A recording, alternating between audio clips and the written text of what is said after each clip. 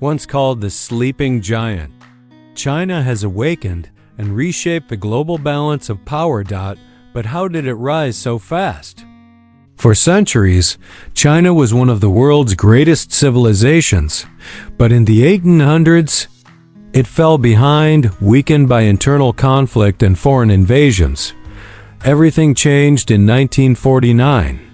When Mao Zedong founded the People's Republic of China, a new era had begun. After years of struggle, China made a bold shift. In 1978, Deng Xiaoping opened the economy to the world. Factories exploded. Exports skyrocketed.